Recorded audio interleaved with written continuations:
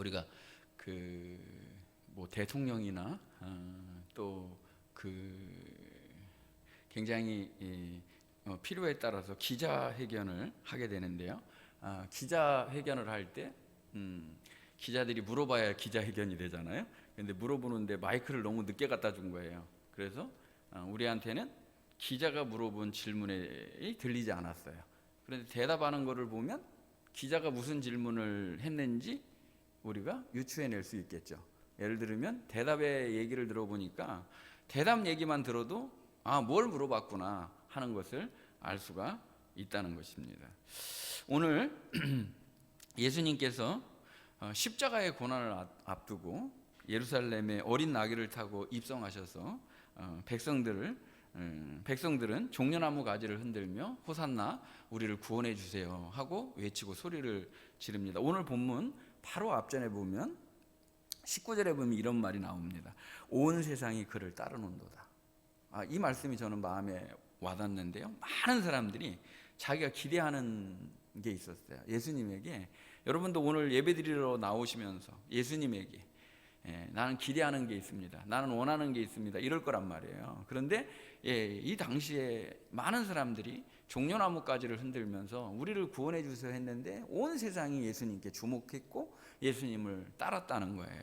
그런데 아주 짧은 기록이지만 조금 희한한 기록을 하나를 하고 있는데요. 헬라인 몇 사람이 원래 이제 이 사람들은 예수 그리스도를 믿고 예수님께로 돌아온 사람으로 개종한 사람들로 보입니다. 아무튼 헬라인 몇 사람이 여기 보면은 빌립에게 그리고 또다시 안드레에게 거쳐서 예수님을 만나자, 예수님을 만나보고 싶습니다는 청을 넣었다는 거예요. 그러니까 분명히 이 사람들이 예수님을 만나려고 했던 때는 만나려고 그러는 목적이 있었을 거예요. 예수님을 왜 만나자고 했을까요, 여러분? 지금 어떤 사람은 내가 이 병을 좀 고쳐야 되겠습니까? 예수님을 만나서 내 이 문제를 좀 해결해야 되겠습니다. 다 나름대로의 생각을 가졌어요. 근데 아까 조금 전에 말씀드린 대로 많은 사람들이, 온 세상 사람들이 예수님을 따르고 있는 것으로 봐서 지금 예수님에게 모든 그 초점이 많은 사람들에게 맞춰져 있는 상태입니다. 근데 그 바쁘고 번잡한 이 상황에서 헬라인 몇 사람이 예수님을 만나자고 했다. 근데 무슨 목적으로 뭐를 얘기했는지 성경은 기록하지 않았어요. 그런데 대답을 보니까 기자회견에 기자의 질문을 듣지 못했지만 대답하는 걸 보니까 그 질문이 뭐였는지는 알 수 있을 것 같아요. 뭐냐면 예수님의 대답은 단도직입적으로 23절에 보면 이런 말씀을 하고 있습니다. 인자가 영광을 얻을 때가 왔도다. 그러니까 분명히 이 사람들이 얘기한 것을 저희는 듣지 못했지만 예수님을 만나자고 그런 그 목적을 우리는 알지 못하지만 예수님의 대답을 봐서는 이 사람들이 만나자고 했던 이유가 영광이라고 하는 것과 관계가 있다는 걸 생각해낼 수 있다는 거죠. 그러니까 예를 들자면 당신이 우리의 왕이 되어서 당신이 모든 영광을 받으시고 우리를 이 정치적인 압박과 그리고 인생의 모든 이 힘든 일에서 우리를 구원해 주세요 라고 하는 뜻으로 말했다고 한다면 어느 정도 이 얘기가 성립이 되겠죠. 예수님은 인자가 영광을 얻을 때가 왔다 이렇게 대답을 하고 계십니다. 인자가 영광을 얻을 때가 왔다. 이 한 문장 굉장히 짧은 문장이지 않습니까? 인자가 영광을 얻을 때가 왔다. 근데 이게 복음이에요. 이 한 줄에 있는 이 문장이 정말로 깊은 의미를 가지고 있는 복음의 말씀이라는 것을 알 수가 있습니다. 이것은 어떤 것이냐면 먼저 한번 이 말씀에 대한 의미를 나누기 전에 이 말씀을 꼭 드리고 출발을 해보고 싶습니다. 29절에 보면 예수님께서 이제 이 인자가 영광을 얻을 때가 왔다라고 하는 말씀을 하시면서 복음 진리의 말씀을 짧게 설명을 하십니다. 짧게 성립을 하면서 예수님이 이때를 위해서 기도를 드립니다. 하나님, 아버지여, 나를 영광스럽게 하옵소서 라고 기도를 드려요. 기도를 드리니까 그 하나님께서 응답을 해주시는데요. 이 기도에 대한 응답을 해주시는데 그 기도에 대한 응답이 어떤 사람에게 천둥 소리로 들렸다라고 말하고 있습니다. 기도에 대한 응답이 하나님이 음성을 들려주시는데 이 음성의 소리가 뭐처럼 들렸다고요? 천둥 소리처럼 들렸다는 거예요. 어떤 사람한테는 천사가 말하는 것으로 들렸다는 거예요. 근데 저는 오늘 이 말씀을 들고 서기 전에 우리 성도들에게 이 하나님의 말씀이 천둥 소리처럼 그냥 꽝꽝 울려대거나 소리 지르는 소리가 아니라 여러분의 심령 속에 말씀으로 찾아오시는 하나님의 음성이 되는 복이 있으시기를 주님의 이름으로 축복합니다. 이게 알아듣게 내 심령에 들려야지 의미가 있는 거지. 내게 정말 알아듣지 못하는 음성으로 들리면 어떡하냐는 거예요. 저는 이 말씀을 들으면서 얼마나 제가 고민이 많았겠습니까? 너무 그렇게 쉽지 않은 말씀이거든요, 이 말씀이. 그래서 차근차근 이 말씀의 참뜻이 무엇인지를 한번 복음 안에서 누려보도록 하겠습니다. 자, 이 말씀을 보면요, 영광이라고 하는 것, 인자가 영광을 얻을 때가 왔다 그러는데 영광이라고 하는 게 어떤 겁니까? 영광이라고 하는 것은 뭐 잘 되고 잘 풀리고 복 받는 거, 이렇게 생각을 해도 좋을 것 같습니다. 높아지고 내가 생각하는 대로 막 잘 됐어요, 풀렸어요. 그럼 영광이 임한 것으로 생각을 할 것 같아요. 근데 여기 있는 말씀을 보면 인자가 영광을 얻을 때가 왔다라는 것을 보면 33절에 있는 말씀을 보면 예수님께서 이렇게 말씀하시면 자기가 어떤 죽음으로 죽을 것을 보이심이로라 그랬단 말이에요. 그러니까 여기서 말하는 영광이라는 것은 어떤 것이냐면 예수님이 십자가에서 죽는 것이 영광이라는 거예요. 갑자기 이 말씀이 어려워지는 겁니다. 영광이 세상에서는 잘 되고 복 받고 잘 풀리고 높아지고 인정받는 게 영광이라고 그러면 예수님은 영광이 무엇이냐면 십자가에서 죽는 것이 영광이라고 33절에 말씀을 하는 거예요. 지금 흘러가는 이 순간에 예수님은 앞으로 무슨 일이 있을지 어떻게 진행될지를 다 아시고 인자가 어떻게 죽을지를 보여주신 사건이다 라고 말씀을 하시면서 미랄의 예를 들어서 설명하신 거라는 거예요. 다시 32절에서 가서 보시면 내가 땅에서 들리면 모든 사람을 내게로 이끌겠노라. 내가 땅에서 들려줘야지만 모든 사람을 아버지께로 이끌겠노라 라고 말씀하고 계신 것입니다. 그러니까 예수님이 인자가 영광을 얻을 때가 왔다라고 하는 말씀은 예수님이 십자가에 달리셔서 죽으심으로 말미암아 온 인류를 구원해 주시는 구원 사건, 그의 죽음이 바로 하나님의 영광이 되는 것이다 라고 말씀하고 계시는 것입니다. 이스라엘 백성들이 애굽에 430년 동안 종살이를 하게 됩니다. 그러니까 그 430년의 종살이에서 나온다, 너무너무 기가 막힌 거죠. 근데 하나님께서는 이 백성들을 불쌍히 여기시고 구원자를 세워서 애굽에서 건져내시고, 그리고 그 노예 생활에서 그 압박에서 건져내 주셔서 약속하신 가나안 땅으로 인도하시게 됩니다. 그런데요, 이 약속의 땅으로 그냥 애굽에서 이렇게 옮겨주시면, 뿅 하고 옮겨주시면 좋은데 중간에 광야라고 하는 데를 거쳐서 갔단 말이에요. 근데 이 광야라고 하는 것을 거치면서 하나님은 마치 우리가 학교 다니는 것처럼 이 광야를 통해서 하나님을 드러내시고 하나님이 얼마나 좋은 분이신지를 가르쳐 주시고, 인생은 하나님을 의지하지 않으면, 하나님을 바라보고 살지 않으면 아무것도 아니라는 것을 가르쳐 주시기 위해서, 우리에게 기도를 가르쳐 주시기 위해서 고난을 주시기도 하시고, 그리고 하나님을 의지하는 법을 이 광야 가운데서 가르치시게 됩니다. 근데 하나님의 목적과 의도하고는 관계없이 이 백성들이요, 그냥 문제만 생겼다면 원망을 하네, 어려움만 있었다고 그러면 속에 있는 거를 그냥 다 쏟아내네. 그래서 입만 열면 원망이에요. 입만 열면 불평이에요. 나를 왜 여기로 인도했느냐, 그럴 거면 나를 여기로 왜 데리고 왔느냐 라고 하는, 입만 열면 불평이에요. 이 원망이 노래가 되고 원망이 숨쉬는 것처럼 따라다니는 백성들이 광야 백성이라는 거죠. 결국은 원망하다가 어떤 사건을 다 말씀드리지 않더라도 아실 수 있을 겁니다. 원망하다가 불뱀에 물려서 이들이 고열에 시달려서 한둘씩 다 쓰러져 가게 됩니다. 모세가 하나님께 기도합니다. 이 백성을 긍휼히 여겨주시고 구원해 주시고 살려주시기를 원합니다. 그래도 하나님께 매달려 기도하니 하나님이 이 백성에게 국류를, 자비를 베풀어 주시고 방법, 처방전을 알려주십니다. 그 처방전은 무엇이냐면 뱀의 형상, 그것을 롯으로 만들어서, 노뱀으로 만들어서 장대에 높이 달라는 겁니다. 그러면 그 노뱀을 쳐다보는 자는 살 거라는 거예요.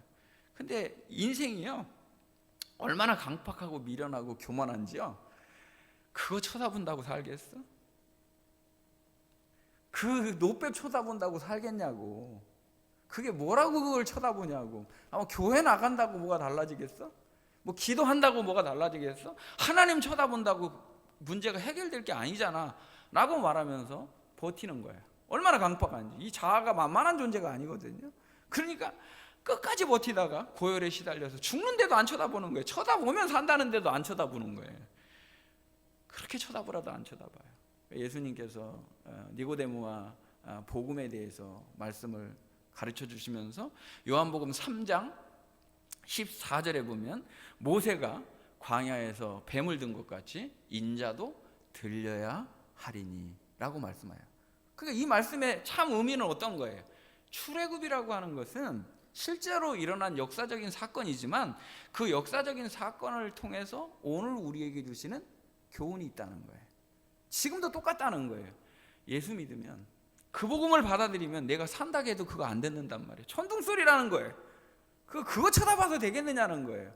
근데 모세가 광야에서 뱀을 든 것 같이 인자도 들려야 하리니. 하나님의 구원의 방법, 하나님의 구원의 방법을 따르고 그것을 그대로 믿는 자에게 하나님의 구원이 임하게 된다는 것입니다.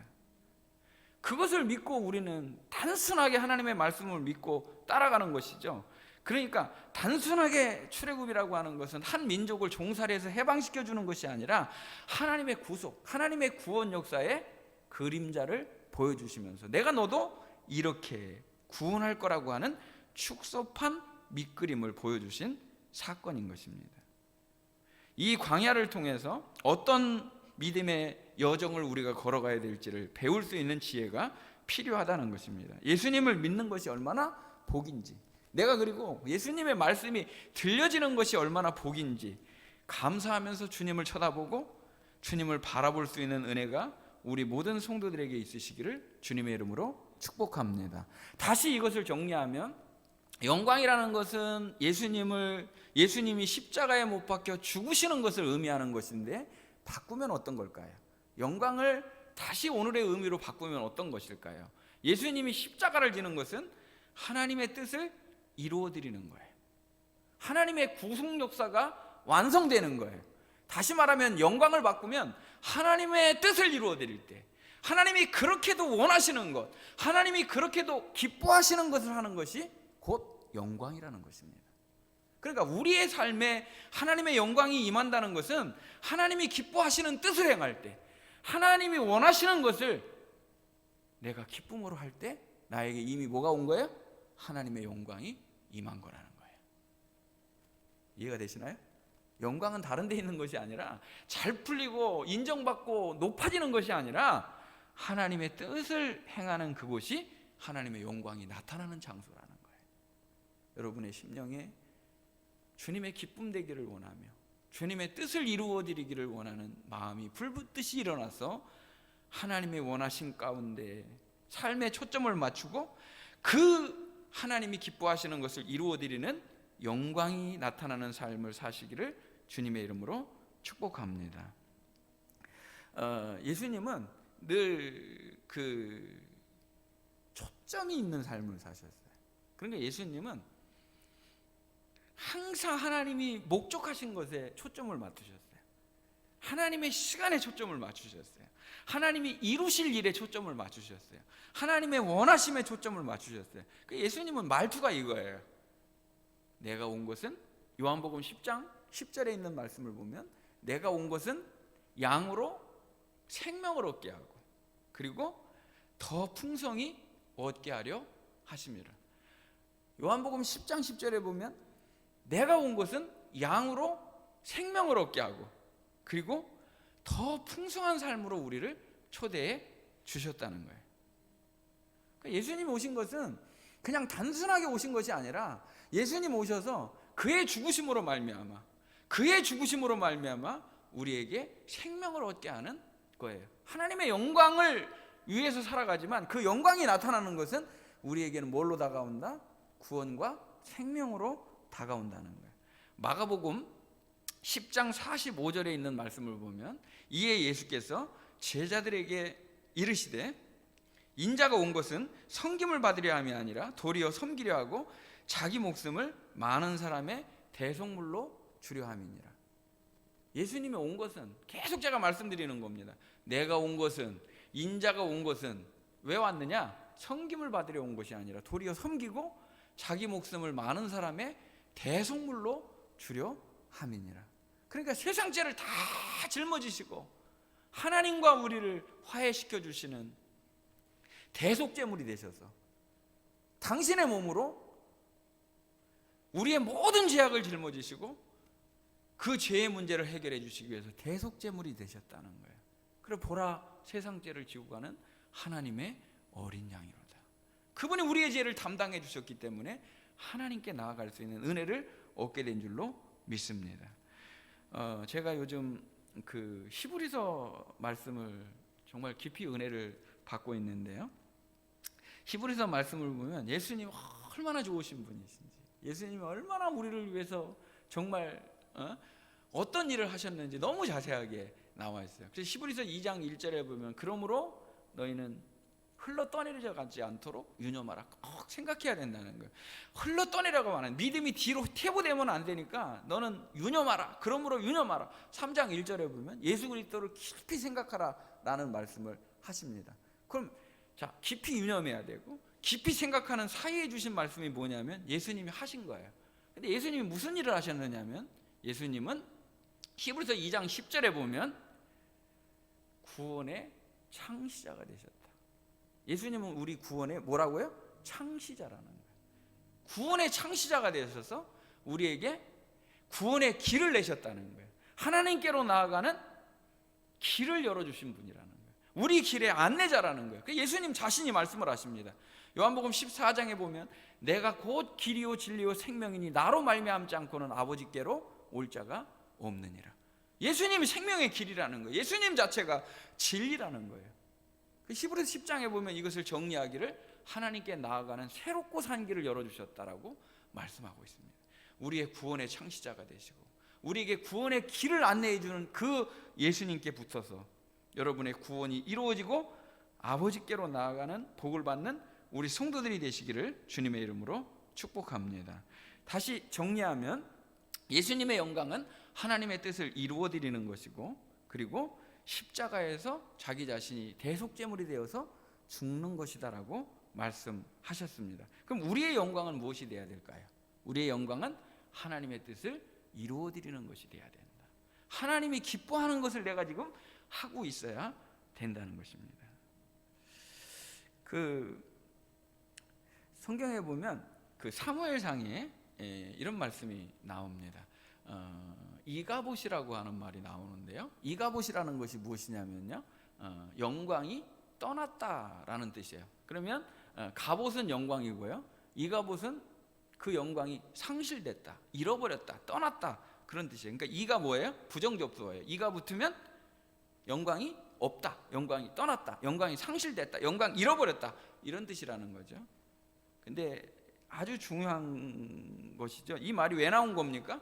엘리 제사장이 여차여차해서 하나님의 그 말씀에 불순종하고 그 아들들이 아는 죄악을 이제 저지르게 됩니다. 이 미리 말씀하신 대로 예언의 말씀을 주신 대로 엘리 제사장은 이제 모든 사람이 죽게 되고 하나님의 진노에 이르게 되는데 이제 전쟁에 나가서 법궤를 빼앗기게 되고 그리고 아들들이 죽게 되고 이 소식을 듣자 엘리 제사장이 의자에 앉아 있다가 비둔한 몸을 가누지 못하고 목이 부러져서 죽게 됩니다. 며느리는 법궤를 빼앗겼고 시아버지가 이제 운명하고 그리고 자기 남편 죽었다는 얘기를 듣고 아이를 낳게 됐는데 그 아이의 이름을 뭐라고 부른다고요? 이가봇이라고 불렀다는 거예요. 영광이 떠났다. 하나님의 영광이 우리 가문에 이 민족에게서 떠났다라는 말이죠. 사랑하는 성도 여러분, 저는 이 말씀을 보면서 내 삶이 가봇인가 아니면 영광인가, 가봇인가 이가봇인가, 우리의 삶이 이 육신적으로 뭔가를 이뤄냈어요. 그러면 내 생각에는 갑옷이라고 생각을 한단 말이에요. 근데 하나님이 이 세상에서 이뤄낸 것에 대해서 그건 아무것도 아니야 라고 말하면 이 갑옷이 되는 거죠. 우리 사랑하는 성도들이 이 세상에서 조금 어려웠어요. 힘들었어요. 근데 그 어려움과 힘든 가운데서 내가 너와 함께한다, 나의 영광이 너에게 있다라고 말한다면 그것은 갑옷의 삶인 것입니다. 우리 사랑하는 성도들의 중심 속에 하나님의 영광이 떠나지 않는 갑옷의 삶이 되시기를 주님의 이름으로 축복합니다. 절대로 이 세상의 것을 잃어버린다 할지라도 하나님의 영광을 상실하는, 이 세상에서 무언가를 높아지고 어떤 지위를 얻고 어떤 성과를 이루는 것보다 더 중요한 것은 하나님의 영광이 상실되지 않도록 살아가는 귀한 삶이 되시기를 주님의 이름으로 축복합니다. 문제는요, 이 영광이 나타나는 영광의 방식에 있습니다. 영광의 방식은 어떤 거냐면 미랄의 방식이라는 것을 선택하셨다는 거예요. 여기서부터 이제 말씀이 어려워지는 거예요. 그냥 하나님의 뜻대로, 하나님의 말씀대로 제가 살 테니까 하나님의 영광이 끊임없이 제 삶에 비춰지기를 원합니다. 이게 우리 원하는 거잖아요. 아니, 우리가 아니라 저가 원하는 거라고 얘기하겠습니다. 여러분, 하나님, 내가 하나님의 뜻대로 살았으니 영광의 스포트라이트가 그냥 쫙 제 삶에 비춰지기를 원합니다. 그렇잖아요. 잘 풀리고 잘 되고 그러면 좋잖아요. 그런데 예수님께서는 이 영광이 나타나는 통로를 미랄의 방식을 말씀해 주셨다는 거예요. 미랄은 묻혀야 되고요, 미랄은 죽어야 되고요, 미랄은 섬겨야 되고요, 미랄은 희생해야 되는 거예요. 근데 내 자신을 볼 때 나 자신 그렇지가 않거든요. 막 얌체 같아요. 그리고 너무너무 이기적이에요. 이익에 민감해요. 어떻게 미랄의 삶을 우리가 따라갈 수 있겠냐 하는 거예요. 그러니까 너무 거리가 돼요. 제가 하나님 말씀, 이 말씀을 전하라는 마음이 벌써 몇 주 전부터 올라와서 제 책상 메모해 보면 제일 우회 장에다 써놓고 또 뒤로 미루고 또 뒤로 미루고 또 뒤로 미뤘어요. 그 조그만 메모지에 또 미루는 거예요. 왜냐하면 나 자신도 이 말씀에 자신이 없어요. 그래도 말씀을 내가 살고 그 말씀 속에서 받는 은혜가 제 마음속에 풍부히 거할 때 이 말씀을 증거할 수 있는 제 마음에 기쁨이 있고 제 마음에 막 희열이 있어야 되는데, 이 말씀 들으면 우리 성도들이 정말 부담되겠다 이런 생각이 들어간다는 거예요. 근데 24절 25절에 있는 말씀을 보면 미랄이 죽어야 열매를 맺는다는 거예요. 복음은 죽어야 사는 거라는 거예요. 죽어야 사는 거라는 거예요. 근데 뻣뻣하게 죽지 않았는데 어떻게 사는 얘기를 들을 수가 있느냐는 거예요. 그러니까 이 세상에 있는 게요, 계속 잘 사는 얘기만 하는 거예요. 잘 죽는 얘기를 먼저 해야 사는 건데 잘 죽는 얘기는 안 해주고 잘 사는 얘기만 듣는 거예요. 그러니까 이제 말씀이 붕 떠 있는 거죠. 복음이 붕 떠 있는 거예요. 복음이라 그러는데 한 반만 얘기하는 거예요. 근데 잘 죽어야 잘 사는 거라는 거예요. 내가 죽어야 예수가 사는 거라는 거예요. 미랄이 돼야지만 열매를 맺는다는 거예요. 옛날에는요, 죄송합니다, 옛날이라고 표현해서, 지금도 일어나고 있어요. 지금도 일어나고 있어요. 지금도 일어나고 있는데, 며칠 전에 제가 상담 전화 통화를 하면서 어른들에게 그런 얘기를 들었어요. 자기가 깨달은 것은 섬김이 없으면 전도가 이루어지지 않는다. 섬길 때 전도가 이루어진다 라는 걸 깨달아서 끊임없이 주고 섬기고 그렇게 한다는 아주 귀한 말씀을 제가 들었어요. 그래서 제가 일반 상담을 해주면서도 저는 배워요. 항상 배워요. 그런데 섬김이 없으면 전도가 이루어지지 않는다, 영혼이 돌아오지 않는다, 그 남편도 돌아오지 않는다라는 얘기를 제가 들었어요. 그런데요, 그전에는 이런 간증이 참 많았어요. 한 사람이 먼저 예수를 믿고 그 사람이 정말 미랄은 어디 갔든지 그 한 사람이 뭐 씨앗이 돼가지고 가정에 심겨지면요, 그 한 사람을 통해서 온 가족이 예수 믿는다라는 간증들을 많이 했어요. 그리고 한 사람이 어떤 회사에 들어가서 그 회사에 있는 사람들을 다 전도했다 이런 얘기도 많이 들었어요. 근데 옛날이라고 제가 표현한 것은 요즘에 한 사람이 예수 믿어서 온 가족이 구원하는 게 그렇게 쉽지 않아요. 정말 쉽지 않다는 거예요. 저는 오늘 그것을 저도 아파하면서 오늘 이런 말씀을 나누고 싶습니다. 제가 이 가정에 하나의 미랄이 되게 해주세요. 참 어렵단 말이에요. 아멘하기 어렵단 말이에요. 제가 교회가 교회되는 게 쉬운 게 아니에요, 여러분. 교회가 교회되는데 제가 이 교회에 하나의 밀이 되게 해주세요.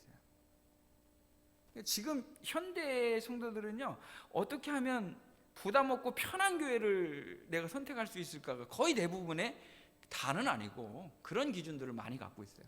근데 하나의 밀이 되고 싶습니다, 이런 성도들은 찾기가 어렵죠. 근데 복음은요, 죽어야 산다는 거예요. 죽어야 사는 거라는 거예요. 내가 이 가정에 미랄이 돼야지만 이 가정이 많은 열매를 맺고 온 가족이 돌아오는 은혜가 나타난다는 거예요. 구역에, 주일학교에, 학생부에, 청년부에 한 사람의 미랄이 있으면 그 한 사람을 통해 30배, 6배, 100배가 아니라 하나님의 풍성한 하나님의 나라가 임한다는 거예요. 이건 복음이고 이건 말씀인데도 불구하고 한 사람이 되는 건 되게 부담스러운 일이라는 거예요. 그 한 사람 왜 제가 돼야 하냐는 거예요. 다 만들어졌으면 제가 들어갈게요.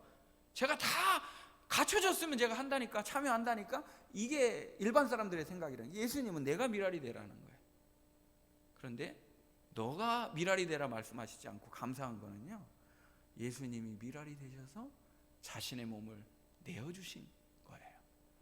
그렇기 때문에 우리가 생명이 온 거란 말이에요. 그러니까 너도 이 미랄의 삶을 살 수 있다는 것을 우리에게 주신 거예요. 내가 하면 못하는데 예수님이 내 안에 들어와서 미랄의 삶을 살게 하시는 것이 복음이라는 거예요. 그렇기 때문에 제가 만들어져서 이 설교를 하는 것이 아니라 예수님이 내 안에서 능력 가운데 미랄로 오셨기 때문에, 그 능력이 나를 주장하고 나를 붙들기 때문에, 그분의 능력 가운데 내가 붙어있기 때문에 우리도 미랄된 삶을 살 수 있는 은혜를 받을 수가 있다는 거예요. 절대적으로 필요한 게 무엇이냐면 마태복음 16장 24절에 있는 말씀대로, 이에 예수께서 제자들에게 이르시되 누구든지 나를 따라오려거든 자기를 부인하고 자기 십자가를 지고 나를 따를 것입니다. 미랄이 된다는 것은요, 내 생각을 버려야 돼요. 내 생각을 버려야 된다는 거예요. 나를 부인해야지만 하나님의 말씀이 들리는 것이고, 나를 부인해야지만 예수 생명으로 충만케 되는 거라는 거예요. 내 뜻을 포기해야지만 비로소 하나님의 말씀이 천둥소리로 안 들리고 내게 찾아오는 말씀으로 들린다는 거예요. 근데 요즘에는요, 말씀도 판단해서 들어요. 내가 듣고 싶은 얘기만 들어요. 내가 원하는 것만 들어요. 점점 위기에 빠져 있는 거예요. 이게 교회의 위기가 되고 심령의 위기가 되는 거예요. 하나님의 말씀이면 제가 듣겠나이다가 아니라 제가 할 수 있는 것만, 제가 들을 수 있는 것만 선별해서 탁탁 선별기가 들어있어요. 이게 뭘까요? 자아예요. 내 생각이에요.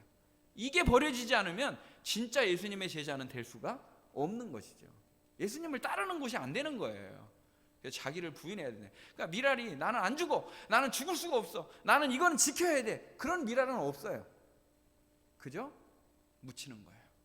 그죠? 죽는 거예요. 그래야지만 새싹이 돋고 열매 맺는 믿음이 될 수 있다는 것입니다. 갈라디아서 5장 17절에 보면 육체의 소욕은 성령을 거스리고 성령은 육체를 거스리나니 이 둘이 서로 대적함으로 너희가 원하는 것을 하지 못하게 함이니라. 질문 한번 드려보도록 하겠습니다. 여러분, 내 안에서 육체의 생각, 육체의 소욕, 욕구와 성령이 원하시는 것과 충돌을 지금 일으키고 있습니까? 충돌을 일으키지 않고 있습니까? 내 안에서 육체의 생각이랑 성령이 원하시는 것이랑 충돌을 일으키는 게 느껴지냐 이거예요. 느껴져요, 안 느껴져요? 이게 안 느껴지면 일단 이제 심각한 거예요. 그럼 느껴지는데 그 다음 단계는 뭐냐면 누가 이겨요? 때에 따라서 누가 이겨요? 때에 따라서가 아니라 항상 누가 이겨요?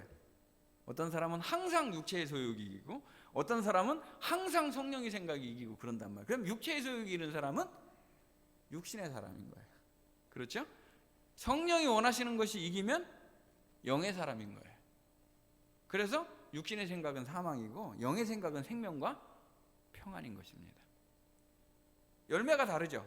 육신의 열매가 다르고 성령의 열매가 다르게 나타나는 것이죠. 오늘 우리 사랑하는 성도들의 마음속에 싸우는 거 괜찮아요. 싸워야 돼요. 싸우는데 나를 부인하고 육체의 생각을, 정과 욕심을 십자가에 못 박고 성령이 이기고 예수님의 능력이 이기는 귀한 은혜가 있으시기를 주님의 이름으로 축복합니다. 그래서 갈라디아서 5장 24절에 보면 그리스도 예수의 사람은 육체와 함께 그 정욕과 탐심을 십자가에 못 박았느니라. 우리는 예수님 때문에, 예수님으로 인하여, 예수님으로 말미암아 육체와 그 정욕과 탐심을 십자가에 못 박은 사람이라는 선언이 있어야 된다는 거예요. 그래서 갈라디아서 2장 20절에 보면 내가 그리스도와 함께 십자가에 못 박혔나니 그런즉 이제는 내가 사는 것이 아니요 오직 내 안에 그리스도께서 사시는 것이라. 이제 내가 육체 가운데 사는 것은 나를 버리사 나를 사랑하사 나를 위하여 자기 자신을 버리신 하나님의 아들을 믿는 믿음 안에서 사는 것이라. 이게 최정상의 고백인 것입니다. 최정상의 고백인 것입니다. 내가 그리스도와 함께 십자가에 죽는 은혜를 체험해야 되고, 그리고 예수 안에서 다시 사는 은혜를 체험하는 것이 복음인 것입니다. 자기를 부인하는 게 이 사이에 있는 거죠. 자기 십자가를 지는 게 있는 거죠. 이걸 하지 않으면 진정으로 예수님을, 교회는 다닐 수 있어요. 그러나 예수님을 따르는 것은 아니라는 것입니다. 이 은혜가 있어서 여러분의 마음속에 예수님만 사시는, 예수님이 영주하시는 은혜가 있는, 예수님께만 붙어있는 주의 성도들이 다 되시기를 주님의 이름으로 축복합니다. 이 미랄의 방식, 이 미랄의 삶을 살아내기 위해서 반드시 필요한 것이 있다라고 말씀을 하십니다. 여러분, 어떻게 우리가 미랄될 수 있느냐는 거예요. 어떻게 미랄의 방식을 따라갈 수 있느냐는 거예요. 아주 중요한 건데 이때를 위한 기도가 필요하다는 겁니다. 예수님이 십자가를 지시는데 그냥 십자가를 지신 게 아니라 겟세마네 동산에 땀방울이 핏방울 되도록 하는 기도를 드렸다는 거예요. 다시 한번 오늘 본문에 있는 말씀을 한번 보시기를 바랍니다. 오늘 본문에 있는 말씀을 보면 27절에 보면 지금 내 마음이 괴로우니 무슨 말을 하리요 아버지여 나를 구원하여 이때를 면하게 하여 주옵소서. 그러나 내가 이를 위하여 이때에 왔나이다. 예수님이 얼마나 좋으신 분이냐면요, 나 자신을 위해서 이때를 면하게 해주세요라고 기도했지만 하나님의 목적과 신과 하나님의 뜻 앞에 내 뜻을 버리는 것을 보여주셨어요. 내가 생각한 것을 포기하는 것을 보여주셨어요. 하나님의 목적하심, 하나님의 때를 위해서, 하나님의 영광을 위해서 내 생각을 버린 기도를 우리는 드려야 된다는 거예요. 이때를 위해 제가 왔나이다. 이때를 위하여 제가 왔습니다 라고 기도하고 계신 것입니다. 아주 중요한 순간에 여러분 뭐 하세요? 아주 중요한 일을 앞에 뒀어요. 지금 앞에 아주 중요한 일이 기다리고 있어요. 어떤 중요한 결정을 해야 돼요. 어떤 중요한 순간이 왔어요. 뭐 하세요 여러분? 그때 이때를 위한 기도를 드려야 된다는 거예요. 예수님은 십자가를 앞에 두고 이때를 위한 기도를 드렸다는 거예요. 아버지여 나를 영광스럽게 하옵소서. 이 일이 이루어지게 하옵소서. 28절에 보면 아버지여 아버지의 이름을 영광스럽게 하옵소서라고 기도드렸다는 거예요. 제가 하나님은 영원부터 영원까지 시간의 주관자라 말씀을 드렸어요. 영원부터 영원까지 하나님이 시간을 주관하시고 시간을 통치하시고 시간을 다스리시는 분이세요. 이걸 우리가 크로노스라고 부릅니다. 하나님의 시간 위에 우리가 살아가요. 그래서 1년이라는 시간을 주셨고 우리 인생이라고 하는 시간을 주셨고 1년은 365일이고 하루는 24시간이고 똑같은 시간이에요. 우리가 다 똑같은 시간이에요. 어떤 사람은 굉장히 바쁘게, 어떤 사람은 조금 여유롭게 살지만 시간은 똑같아요. 똑같단 말이에요. 그런데 중요한 게 있어요. 하나님이 이 영원부터 영원이라고 하는 시간을 주장하는데 내 인생에 의미가 부여되는 한 순간이 있어요. 내 인생에 하나님의 특별한 의미가 부여되는 순간이 있어요. 다시 말하면 예수 그리스도가 내 가슴 속에 찾아오시는 순간, 예수님이 내 마음속에 빛으로 찾아오시는 순간, 예수님의 십자가가 믿어져요. 예수님의 부활이 나의 부활이 돼요. 이것을 우리의 인생의 순간에서 주님이 내게 찾아오시는 순간이라고 말해요. 그 순간을 우리는 카이로스라 부른단 말이에요. 전체 시간 중에서 내가 하나님의 영광이 내게 나타나는 그 순간, 하나님의 의미와 하나님의 기회와 하나님의 은혜가 임하는 그 카이로스의 순간이 있어야 된다는 거예요. 예수님은 인생의 정점의 순간에 하나님의 때를 받아들이는 카이로스의 시간을 맞이하셨다는 거예요. 제가 이 말씀을 왜 드리냐면, 어찌 보면 첫 번째, 우리는 인생에 있어서 무엇이 의미가 있느냐, 우리의 인생에서 우리를 새롭게 하는 것은 무엇이냐, 바로 예수님의 십자가가 우리 속에 들어와 예수님이 내게 찾아오시는 순간이 진정한 카이로스예요. 그리고요, 우리가 매주일 드리는 이 예배가 일주일을 의미 있게 살아가는 카이로스의 은혜의 순간이에요. 그렇기 때문에 우리가 이 예배를 생명과 같이 지키는 거예요. 내 순간에, 시간이라는 일주일의 단위를 바꿀 수 있는 의미 있는 한 시간이 인생을 바꾼다는 거예요. 여러분에게 하나님의 영광의 때가 임하는, 하나님의 의미 있는 그 하나님의 역사하심이 찾아오는 카이로스의 순간이 찾아오는 은혜가 있으시기를 주님의 이름으로 축복합니다. 그분이 나의 왕으로, 그분이 나의 주인으로, 그분이 나의 모든 것으로 찾아오는 순간 우리의 인생은 변화되고 바뀌는 거예요. 시간을 보는 개념도, 물질을 보는 개념도, 세상을 보는 개념도, 사람을 보는 개념도 달라지는 것이 바로 이 은혜의 순간이라는 거예요. 꼭 우리 성도들에게 이 주님이 내게 깨달음을 주시는 이 순간이 있는 은혜가 있으시기를 주님의 이름으로 축복합니다. 그럼 십자가가 내게 들어오는 순간 어떻게 돼요? 십자가가 더 이상 과거의 사건이 아니라 지금 나에게 일어나는 사건이 되는 거예요. 또 미래에 일어날 죽어서 천국이 이 땅에 예수님의 통치가 이루어지니까 이 땅이 천국이 이루어지는 거예요. 부활과 재림도 똑같이 오늘을 사는 이 순간에 이루어지는 것이 바로 카이로스의 은혜라는 거예요. 우리 사랑하는 성도들에게 이와 같이 많은 시간 중에서 과거의 십자가가 아니라 현재 나에게 말씀하시는 십자가, 그리고 미래에 이루어질 천국이 아니라 지금 내 마음속에 이루어지는 천국이 있는 복이 있으시기를 주님의 이름으로 축복합니다. 한 사람이 역사를 바꾸고 민족을 바꿉니다. 시간 관계상 에스더의 그 죽으면 죽으리라 이 말씀을 전할 수는 없을 것 같습니다. 에스더가 여러분 정말 이때를 위한 기도를 드렸잖아요. 에스더 4장 16절에 보면 죽으면 죽으리라 하고 기도할 때 민족을 살려내지 않습니까?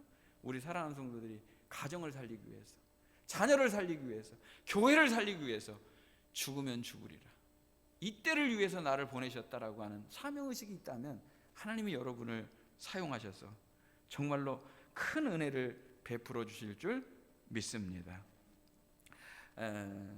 갑자기 사람이 보이고요, 그리고 갑자기 조건이 따져지고요, 그리고 갑자기 내가 안 두드리던 계산기를 두드린다고 한다면 내 믿음이 떨어지진 않았는지 여러분 반드시 점검이 필요합니다. 어떤 분이 제게 찾아와서 잠깐 얘기할 기회가 있었습니다. 그래서 제가 솔직한 제 마음을 말씀을 드렸습니다. 저는 아무 데도 안 가고 여기서 죽겠습니다. 그래서 그 얘기를 내가 전화 통화하면서 어제 선교사님이 전화를 하셨길래 여기서 죽으려고 그런다 그랬더니 목사님 죽으면 안 돼요 이렇게 얘기를 하던데, 죽는 게 육신만 죽는 게 아니에요 여러분. 내가 여기서 아무 데도 안 가고 여기서 죽겠다, 제가 하나님의 밀이 되겠습니다. 그래서 제가 잠깐 찾아오신 분한테 제가 그런 얘기를 했어요. 교회 성장학자들이 개척교회가 큰 교회가 되는 확률이 지금 현재 1%의 확률이라고 얘기를 해요. 개척교회들이 다 지금 문을 닫고 있어요. 정말 마음이 아프죠. 그분들의 그 귀한 열정, 주님을 사랑하는 그 마음을 생각하면 정말 그렇단 말이에요. 그런데 1%의 확률이야. 근데 믿음은요, 확률을 계산하지 않아요. 믿음은요, 환경을 따지지도 않아요. 믿음은요, 조건을 따지지도 않아요. 그냥 하나님의 미랄이 되는 거예요. 그냥 하나님만 바라보는 거예요. 열매를 생각하지도 않아요. 믿음은요, 열매는 하나님의 영역이에요. 왜 열매에 연연해야 됩니까? 왜 그렇게 성과에 연연해야 됩니까? 하나님의 미랄이 되면 그 결과는 하나님의 영역이라고 해요. 하나님이 하시는 거예요. 그저 여러분이 하나님 앞에 한 가정에 한 미랄이 되면 여러분의 가정을 구원하는 거예요. 여러분이 있는 곳에 하나님의 미랄이 되면 그곳에 하나님의 나라가 임하는 거예요. 저는 이 말씀을 보면서 맨 마지막에 제가 깨달은 것은 이곳이 하나님의 나라라는 거예요. 예수님을 따른다라는 것도 그분과 함께 그분을 섬기는 거라고 여기 본문에 나와 있더라고요. 그분을 따르는 것이래요. 그분을 섬기는 거라는 거예요. 그런 사람을 하나님이 존귀 여겨주신다는 거예요. 오늘 말씀을 보면요, 그곳이 하나님의 나라예요. 예수님과 함께 있는 곳이 하나님의 나라이고, 그분이 미랄된 곳에 내가 미랄되는 게 하나님의 나라예요. 그분이 묻혀야 될 곳에 내가 묻히는 거예요. 그분의 손길이 필요한 곳에 내 손길이 가면 되는 거예요. 결과에 대해서 말하지 말고. 그래서 어찌 우리가 하나님의 나라의 기쁨 없이 하나님의 나라를 우리가 따라가며 섬길 수 있겠습니까? 마태복음 13장 31절과 32절에 보면 천국이 이런 거래요. 겨자씨 한 알과 같다는 거예요. 겨자씨 한 알이 큰 나무가 되는데 어찌 흉년이 없겠습니까? 어찌 가뭄이 없겠습니까? 어찌 비바람이 없겠습니까? 그러나 하나님은 그 겨자씨 하나를 통해 하나님의 나라를 이루시는 분이고 큰 나라를 이루시는 분이에요. 우리 사랑하는 성도들이 하나님 안에서, 예수 그리스도 안에서 믿음의 꿈을 꾸시기를 바랍니다. 저는 하나님의 말씀을 신뢰합니다. 어떤 사람들이 1%라고 말하는 것, 어떤 사람이 환경이라고 말하는 것, 조건이라고 말하는 것, 사람이라는 것에 얽매이지 아니하고 전능하신 하나님을 믿을 뿐입니다.